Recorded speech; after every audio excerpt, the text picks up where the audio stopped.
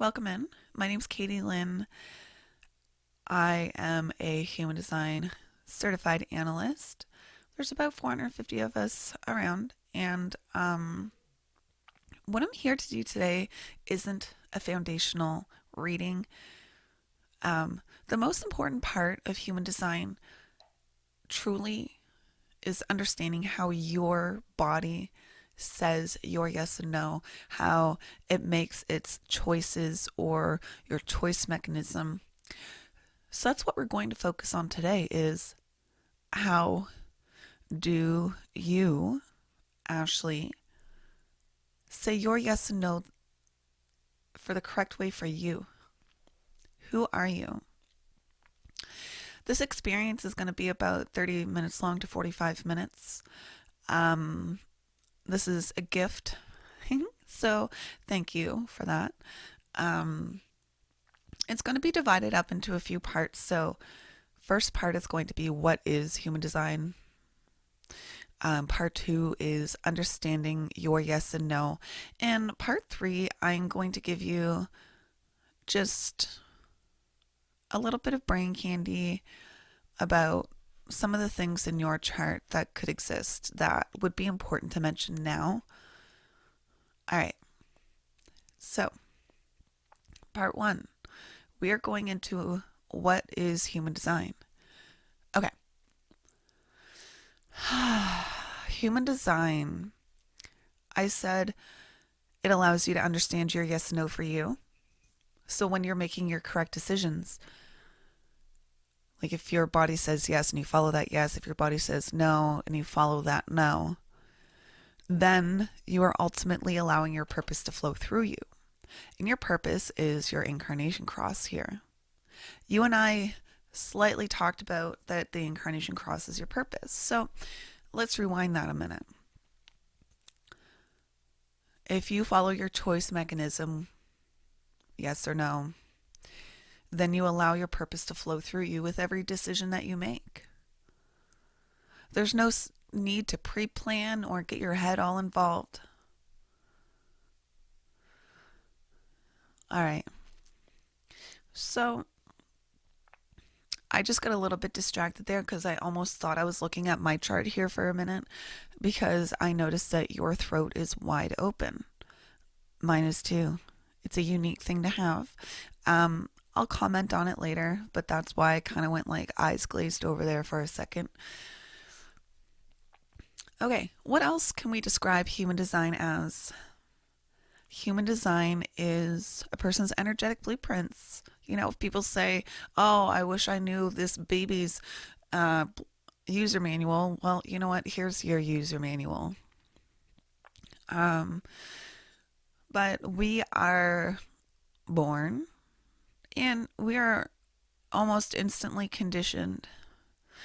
Um, you know, you're born a girl, you like pink. You're born a boy, you like blue. Those are condition factors. And then we are raised to go to school, and our busy little bodies are forced to sit down and act just like everybody else beside us. We grow up, we possibly move out of the place where we were raised by our authoritative figures, and we're like, we're free. Are we though? We have to listen to the laws of life. So we change ourselves for that. And for our job, people expect us to act a certain way, and so does our boss. And even if you are your own boss, your clients expect you to act a certain way, and you have a certain level of expectation from yourself and behavior too, right? So, we change ourselves. That's the point of what I'm saying. And this is just reminding you of who you are before all of those things changed you. I mean, I'm not just saying that you were changed, all of us are conditioned. So, we're bringing you back to you, who you are. All right. So, another way to explain human design. Yeah, it's just really like who you are at the deepest, deepest levels.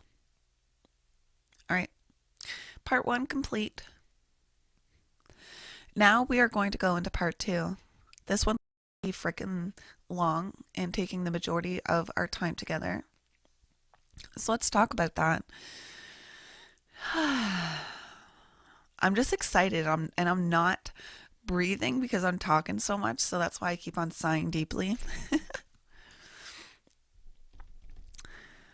All right. This isn't a part of the basics of understanding your yes and no, but it's really important for you to hear. Your type is that you are a generator.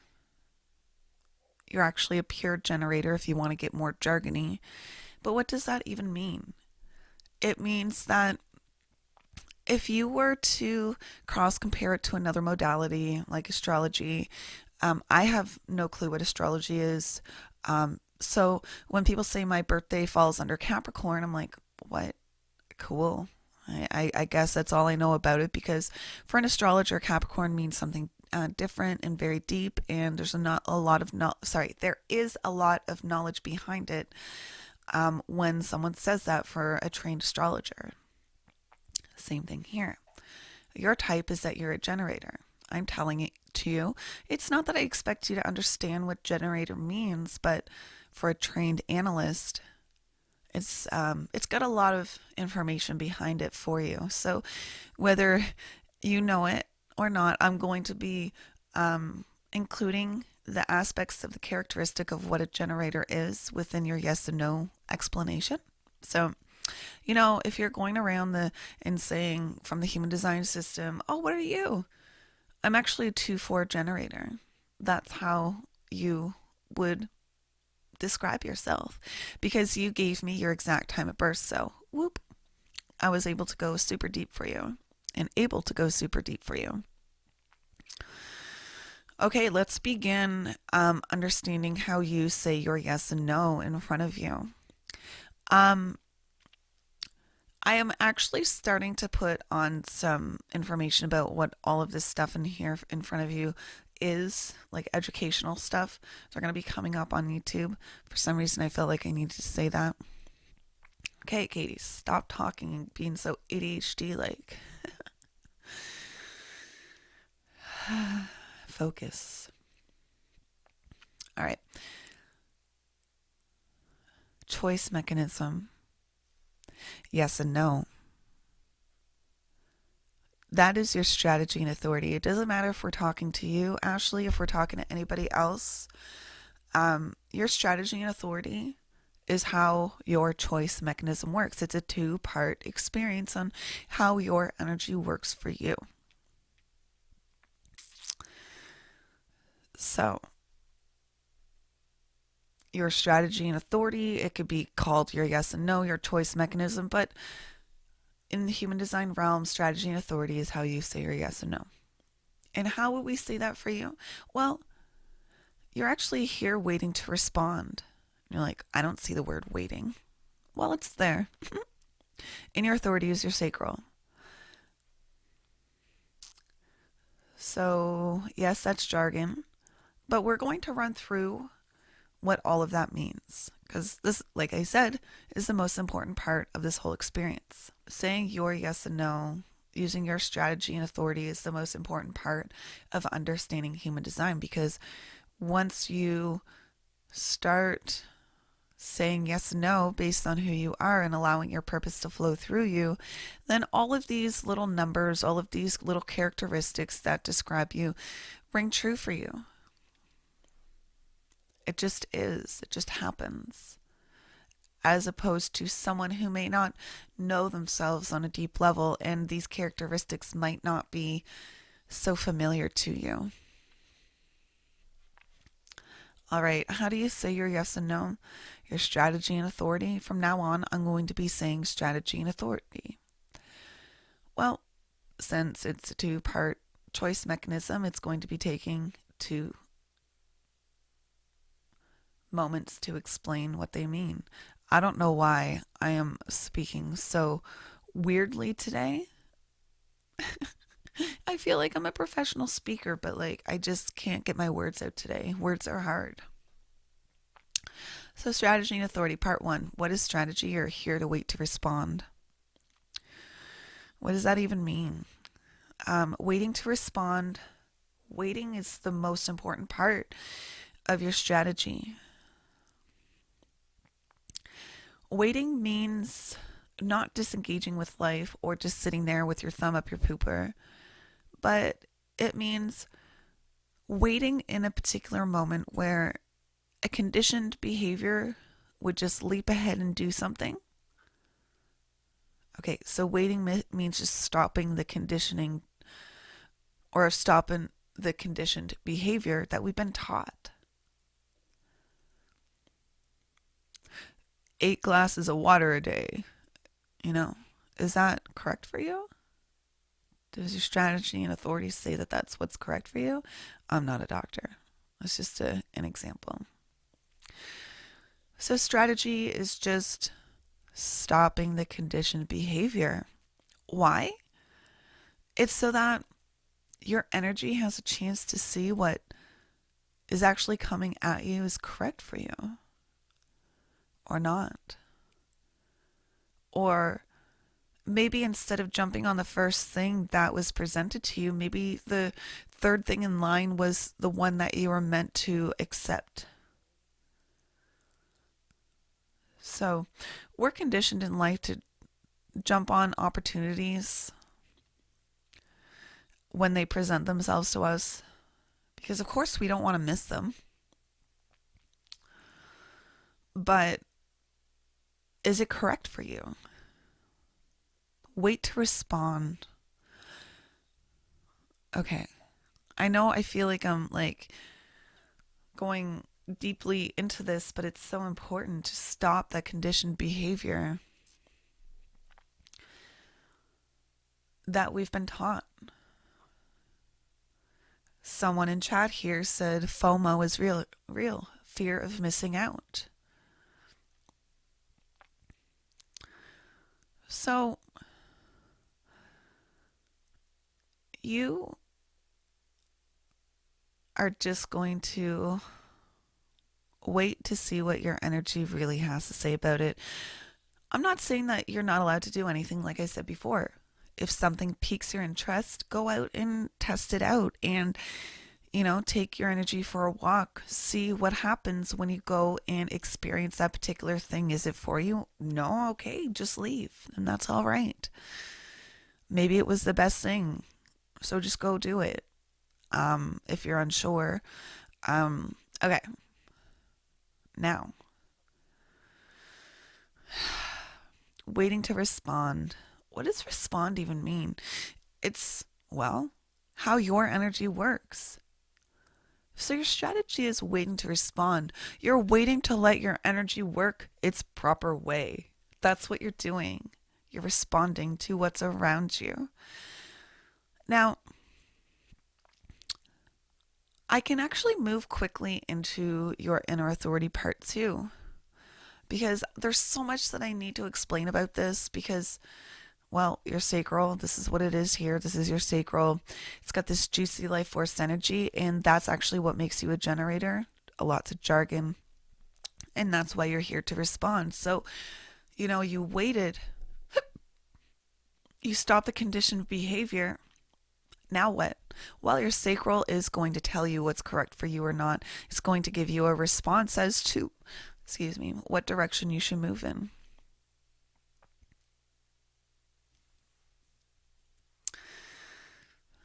You are gifted with these guttural sounds like a caveman. Uh, uh-huh, uh-uh, oh. And I'm sure you know very well what those grunts meant. Uh-huh means yeah. Means no. And if by chance your energy says or oh, then that means no for now because your energy is unsure. But it's also about those baby like guttural sounds that you might hear, such as ooh, ah, mm-hmm, mm. So it's really about those grunt sounds that come truly from the gut.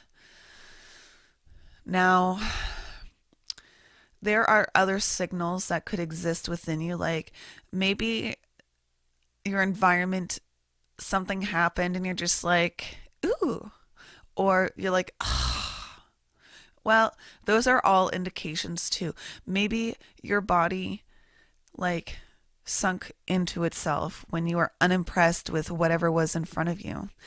So, Ashley, do you respond to figuring out if this works for you or not, experimenting with this sacral response of grunting and groaning and allowing it to see if that's what's correct for you?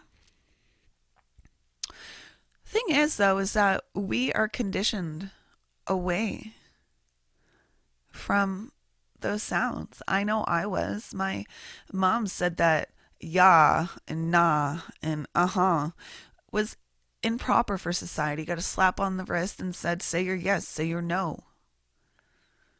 So I was deconditioned away from my own unique energy decision making. Let me ask you some questions. Ashley, do you like pizza? Ashley, do you enjoy the beach? Ashley, are you female? So these are just easy responses to get that maybe identification going with your guttural response. Now, how does one respond? That's another question. It's like, do I ask myself questions? No, never. No. We're trying to get away from the brain right now because where has the brain led us? Well, to frustration, burnt out.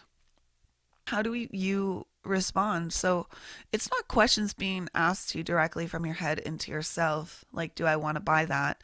Should I do this? The shoulda, woulda, couldas, throw them aside. Start listening to your energy and what it actually is telling you. So responses are environmental cues. Maybe somebody asks you a direct question, or maybe your stomach gurgled and you're hungry. So let's explain those to you. So the environmental cues, maybe your cat had a poop and it smells really bad and you're like, sheesh, and I need to go clean it. So you get up and you go clean it because, you smelled something, you responded to doing it instead of doing it later and sitting in those poop particle bubbles in the air. So that's an environmental cue. Although one could be sitting alone like I had for 4 years working, there surely is a lot of environmental cues. Trains going by, garbage trucks being too loud, etc. for my recordings. Now, people could ask you a direct question and see how you respond. Hey, Ashley, do you want to go to the store? And maybe your body's already getting up and moving towards the store before your brain even has a chance to say anything logically. So watch those instantaneous movements in the moment to see what your body says. Does your body feel repulsed by someone and you unknowingly take a step away from them? Let you know, move into that. Does your body like, oh, I'm gonna like look deeper into this because like I'm like super involved because like my body's like moved forward. Um, so those are people asking you questions or like people coming to you. Now, I also said that there's like internal cues. Once again, it's not your brain asking your questions to yourself. I'm saying things so weird today. Sorry, not sorry. Um, and let's talk about that. This is my best way of explaining it. You're lying in bed, your eyes pop open. Why? Did the dog next door bark and wake you up? Is your bladder full and it's about to burst? Are you actually rested? Why did you respond to opening your eyes? All right, so it's actually your bladder that's full and you're like, "Well, I got to get up." So you whip off the blankets cuz otherwise If you don't, you're going to fall to the ground. So you respond to whipping off the blankets to get out of the bed. And then you're like, oh, actually, whew, it's a little bit chilly in the room. So I respond to getting my house coat next. And then you're like, actually, I gotta poop. So I'm gonna grab my phone before I go in because I'm gonna be like more than 2 minutes on the toilet, get some entertainment going, relax as I poop. And then you respond to finally going to the bathroom. But along the way, you inadvertently, your body started heading towards the fridge and grabbed some water because your body responded to doing so. And then you went to the bathroom. You're like, dude, I just had to pee so bad. Why did my body go to the fridge for water and grab a few peanuts along the way? Maybe your body needed that. Like, it just needed it. It was in your hand and in your mouth before you even recognized it. And then you go pee. So that's like these cues from internal. You're cold, put on a jacket. You gotta pee, go to the toilet. Something like that. It's just very basic. So, like I said, you don't need to wait for anybody to engage you in life. If something perks your interest, you obviously responded to something. What is it about it? Go check it out. See why you responded to it. And if you got there and there's nothing that you respond to, then just leave. But maybe if you get there, you're like, ooh, and just stay. But if you get there and you're like, oh, this is so, I shouldn't have, yeah, don't. Just don't. It's okay. So let me do a review of what we know so far about you. Because you have your sacral defined without a connection to the throat, that's jargon. That means that you are a generator and you're here to respond. What does that mean? That means that you are a person that is here to wait and stop the conditioned behavior that you've been taught so that you can see what your energy actually responds to. And your sacral is then going to tell you if you have any energy or not for that experience. Or But let's go a little bit deeper. Let's just say that you made the proper commitment. Your body said, so you go forward with it. And then you're like, well, how do I know when the contract ends? This is frustration. I'm going to ask you firstly, Ashley, where are you frustrated in life? Those are aspects in your life that maybe need to change so that you're more satisfied with what you're doing. So, frustration is your key indicator to up level in life, Ashley. You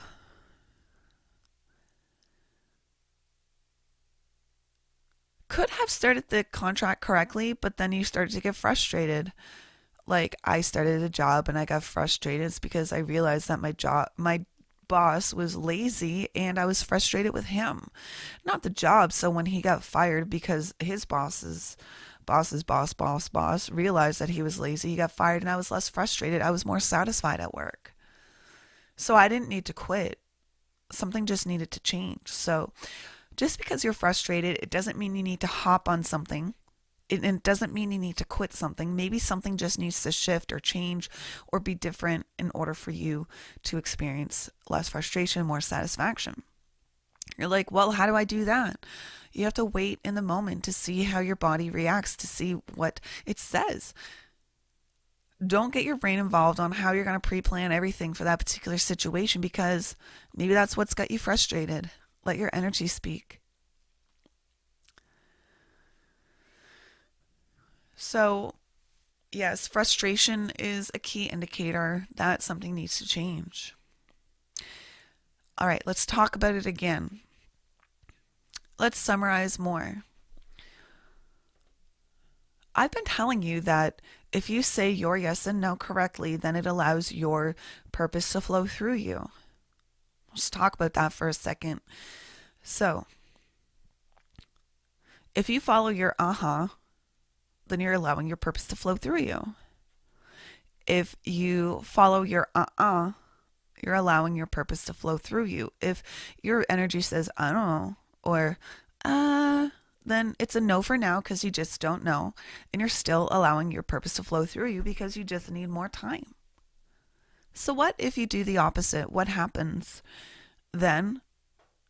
You know, if you say, and you don't do it because you're too scared or the excuse is money, well, you'll lead yourself to frustration.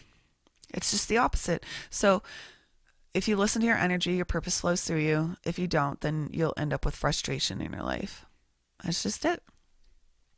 And frustration is just a key indicator to tell you that you're just not where you should be in that particular instance or experience.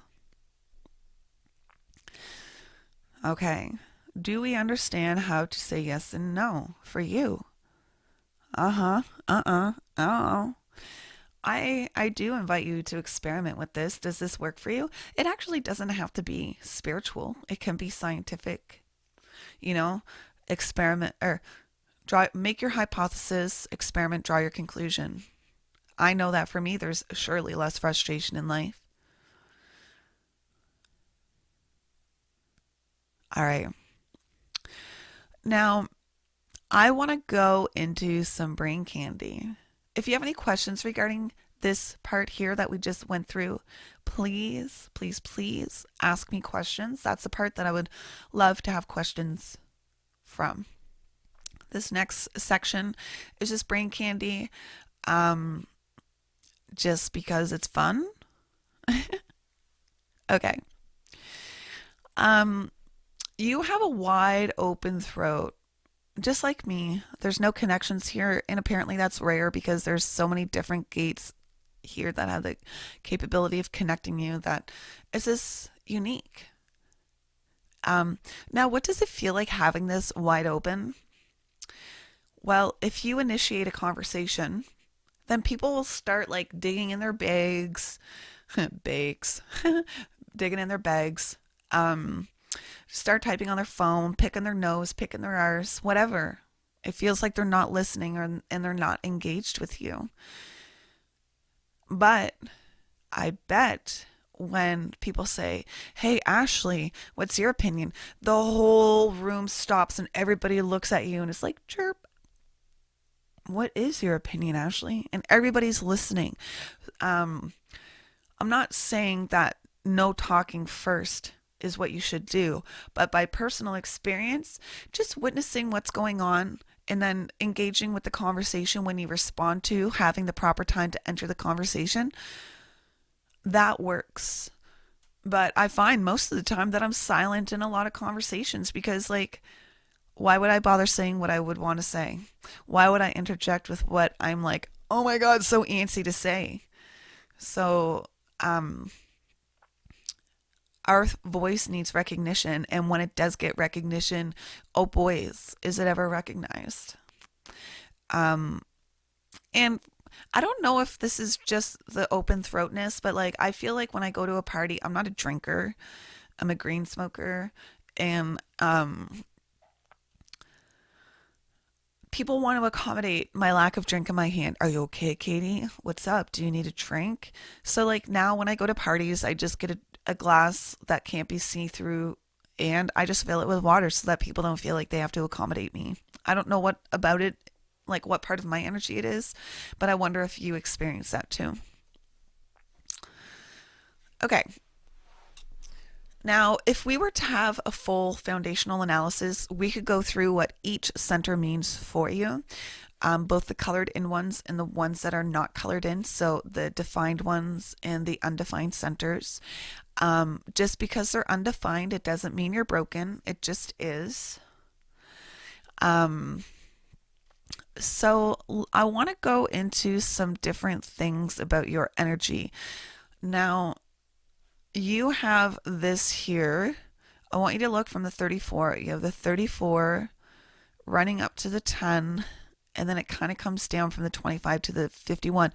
This is actually called the centering circuit.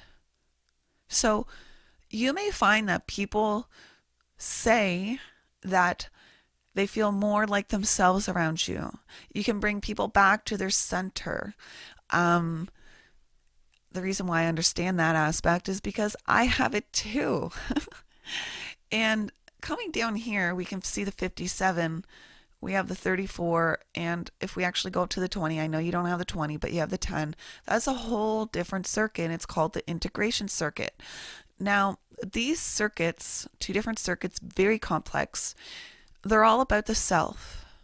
Um, so I wonder if people, because my people around me have noticed that I'm a lot about the self. So, you know, um, some people misjudge that as self centered or self absorbed, but whatever is correct for you, whatever behavior you're doing for you that is correct for you, will ultimately be correct for the tribe and the collective because you will be inspirationally leading through your behavior of self, that perfected form in which you do.